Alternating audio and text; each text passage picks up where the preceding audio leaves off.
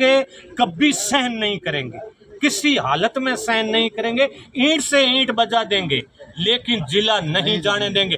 देना तो आपके हाथ में नहीं है, नहीं दे सकते, लेकिन जो दिया हुआ है वो आप हमारा ले नहीं सकते, वो हमारा से छीन नहीं सकते। इसलिए कान खोल करके सुन लेना, आपके जनप्रतिनिधि तो आप जो मुख्यमंत्री बन के बैठे हो ना, अभी जज पर डिसीजन लिया है, निर्णय लिया है कि आप कल से कर्मिक अनशन करेंगे। जब आम या सारे जनप्रतिनिधियों को बुलाया गया था, उनको बैठ करके निर्णय लिया गया, तो कल से निर्णय ये आ रहा है कि भाई कर्मिक अनशन पर बैठेंगे। ये सरकार ऐसा कर क्यों रही है? सरकार बनती तो जनता की सुविधाओं के लिए। पिछली सरकार क्या सरकार नहीं थी? या तो ये सरकार स्पष्ट करे पिछली सरकार सरकार नहीं थी, वो तो पब्लिक की चुनी हुई सरकार नहीं थी, या उन पब्लिक के वोट थे वो उनकी कीमत कम थी जो अब के बनी ये सरकार, इनके वोटों की कीमत ज़्यादा है, तो उनके निर्णय को ये क्यों बदल रही है? ये और सुविधा देना। यदि आपको आगे बढ़ना है तो आप और सुविधा दो, और जिले बनाओ। जो बनी हुई सुविधाओं को आप जब खत्म कर रहे हो, ये सुविधा किसके लिए? ये मेरी बात सुनो, कर्मचारियों के ऊपर जब अधिकारी बैठता है तो कर्मचारियों के लिए नहीं, ये गरीबों के लिए, जो यहाँ से वहाँ जो चितलवाड़ा हमारा ब्लॉक पड़ता है, उसका जो लास्ट गांव है वो जालोर से 250-300 किलोमीटर पड़ता है। पहले दिन व्यक्ति आकर के सांचौर में रुकता है, दूसरे दिन वो जालोर में जाता है, शाम को वापस लेट सेट आके सांचौर रुकता है, उसके बाद चौथे दिन वो अपने गांव जाता है। 4 दिन उसके खराब होते हैं तो उसका व्यय खराब नहीं होता? बेचारा गरीब आदमी इतना दूर जाता है, और उसके लिए आपने ये जिला बनाया, कितनी खुशी हुई थी उनके लिए। गरीबों के लिए जिला बना था, जिले की जो सुविधा है वो गरीबों के लिए मिल रही है, उनको आप हटा रहे हो, तो फिर सरकार क्या काम कर रही? तो जन कल्याणकारी क्या काम है सरकार का, बताओ। पिछली सरकार ने कॉलेज बनाई, आपने हटा दी। 5 साल के लिए कॉलेज नहीं बनाई।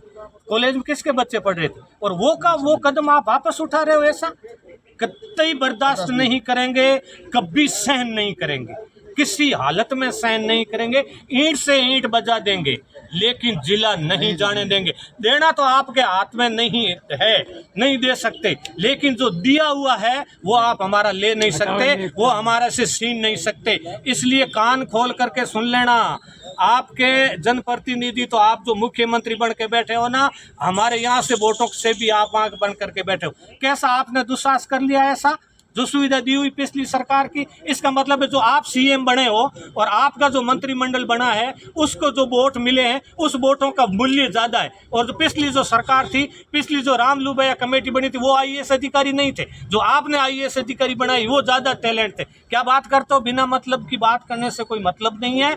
इसलिए सरकार को काम ये समय रहते हुए सावचेत हो जाना चाहिए, और जिले पर किसी प्रकार का छेड़छाड़ नहीं करना चाहिए। ये इनके पक्ष में, किसी जनप्रतिनिधि को गांव में नहीं आने देंगे। जो बीजेपी के नाम से जनप्रतिनिधि कोई भी आएगा और जो जिले में साथ नहीं देगा, ये भी कान खोल करके सुन लें, चाहे कांग्रेस का प्रतिनिधि है और जिले में यदि साथ नहीं दे रहा है और साथ नहीं आ रहा है, उसको भी देख लेना कि एक बार आप मोर साहब बन करके भलेंगे, दूसरी बार आप पब्लिक में आ जाना, हम आपके सामने मंच लेकर के खड़े होंगे। ये वही आदमी है जिन्होंने 420, अपनी मातृभूमि से भी उनको प्यार नहीं है, अपनी माँ से भी उसको प्यार नहीं है, तो वो किस काम का? इसलिए वो हमारा कभी भला नहीं कर सकता। इसलिए जनप्रतिनिधियों से भी निवेदन करना चाहेंगे कि आप भी जाजम पर आइए और इस मुहिम में जुड़िए और इस जिले को बचाइए, इस मातृभूमि की रक्षा करिए। यही शब्द है। धन्यवाद। के अंदर एक सांकेतिक धरना रखा गया, सांकेतिक धरना, और वो भी धरना निष्पक्ष। सतीश कौम के लोग, सतीश कौम के जनप्रतिनिधिगण, इन सब लोगों ने मिलकर एक रूपरेखा बनाई है कि भाई सोशल मीडिया पर चल रहा है कि सांचौर जिला हटाने का अंदेशा चल रहा है। तो ये बात तो स्पष्ट है कि कोई भी व्यक्ति, चाहे वो बीजेपी का हो, आम आदमी पार्टी का हो, बसपा का हो, कांग्रेस का हो, किसी भी दल का व्यक्ति हो या किसी भी जाति का, किसी समाज का हो, वो ये कभी नहीं चाहेगा अगर वो सांचौर का निवासी है तो सांचौर जिला हटे। इसमें सभी पार्टियों के लोग आ गए, इसमें सभी जातियों के लोग आए गए। आज तो ये सिर्फ सांकेतिक धरना था, कल से बहुत बड़ा आंदोलन यह शुरू होने वाला है। अगर सरकार ने थोड़ी भी छेड़छाड़ सांचौर जिले के लिए की, तो अगर सांचौर जिले को न हटाने का सरकार हमेशा के लिए यह आदेश दे दे कि सांचौर जिला नहीं हटेगा, तो सरकार को जितने जिले बनाने हैं, रानीवाड़ा को जिला बना सकती है, भीनमाल को पूरे, मैं तो कहता हूँ 50 जिले और बना सकती है, लेकिन सांचौर हटना नहीं चाहिए।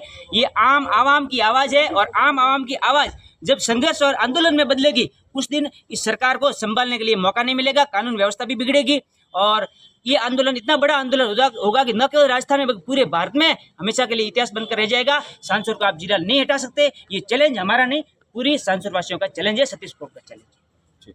हटा देती है कांग्रेस ने, ये भवन बनाया, बीजेपी उस पर नाम चेंज कर देती है, ये नीति रहेगी। इसलिए ये नीति नहीं अपनाए और जिला जो बना है सुविधा को ध्यान में रख के बना है और क्षेत्र के भौगोलिक स्थिति को ध्यान में रख कर बनाया गया है। ये जिला कतई नहीं हटना चाहिए। यदि ऐसा दुस्साहस सरकार ने किया तो रोड पे रोड नजर नहीं आएगी आपको, कि सांचौर में एक ही नजर आएंगे, लोगों के माथे नजर आएंगे, साफे वाले और बिना साफे वाले लोग ही लोग नजर आएंगे सांचौर में। और सांचौर के दिनचर्या और व्यवस्था पूरी जाम कर देंगे, हाईवे जाम हो जाएगा और जयपुर में ये स्थिति करके छोड़ेंगे। ये सरकार दुस्साहस ऐसा नहीं करे। हम मीडिया के माध्यम से कहना चाहते हैं कि सरकार ने ऐसा दुस्साहस किया तो उसको बड़ा खामियाजा भुगतना पड़ेगा। और सांचौर में एमएलए एमपी तो क्या, वार्ड पर बीजेपी का देखने को नजर नहीं आएगा और सांचौर में इनको घुसने नहीं देंगे लोग, ऐसी स्थिति नजर आ जाएगी। तो ऐसा दुस्साहस नहीं करे। ये गूंगी सरकार है, ये गूंगी सरकार बाहर मुंह खोले और मुंह खोल के अपनी नीति स्पष्ट करे। ये गूंगी सरकार क्यों गूंगी बन के बैठी है, नीति स्पष्ट क्यों नहीं करी है? लोग संघर्ष रोड में उतर आए हैं और अपनी नीति स्पष्ट क्यों नहीं करी है? ये गोलमोल नीति क्यों अपना रही है? इसलिए मैं कहना चाहता हूँ सरकार अपनी नीति स्पष्ट करे, मुंह खोल के अपनी नीतियों को साफ करे और अन्यथा हम खामियाजा